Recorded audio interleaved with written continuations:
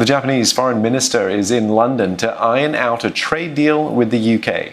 Toshimitsu Motegi is hoping to wrap up negotiations on a post-Brexit deal. Both sides are working to replace the existing agreement Britain has with Japan through the European Union.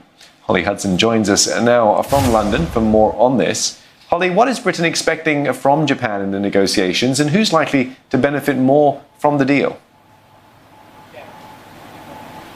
Well, the UK currently conducts its bilateral trade with Japan through the existing deal that they negotiated with the EU last year. And Britain was initially expecting or hoping that that deal would just automatically be rolled over, as is the case with some other countries. But Tokyo refused. And as such, it means that by the end of this year, when the post-Brexit transition period ends, that deal expires for Britain. It no longer applies. So that is why they're rushing to secure their own version of the EU-Japan deal now. UK-Japan trade is totaling worth around £30 billion a year. So that's one reason they're keen to get this over the line. Another is, of course, that this will be the first major trade deal signed by Britain since Brexit, something they're going to want to shout about. But actually, if you listen to UK officials here, they believe this might only boost GDP by 0.07%. The UK's own trade office estimating that UK exports and services to Japan might increase as a result of this deal by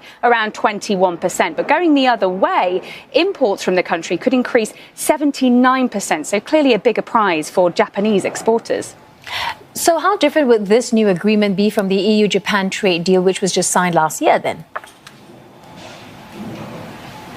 Well, it will be largely the same in many respects. London just want to expand it into areas such as digital trade, get better access to services such as data, agriculture, and a reduction in additional Japanese tariffs. Pork and a cut in car export tariffs are also being discussed. But Japan have been pretty clear that any deal that they do make with the UK will not be as ambitious as with the EU, simply because it's a smaller market. Nevertheless, they want to strengthen ties on security and defence and, of course, maintain the sort of privilege that they have in the British market at the moment, rather than moving to World Trade Organization terms. And in a sign of what sort of priority Tokyo are putting on this, this is the first overseas trip by a Japanese minister since the coronavirus. And Japan is, of course, still on the list of countries denied entry to the UK.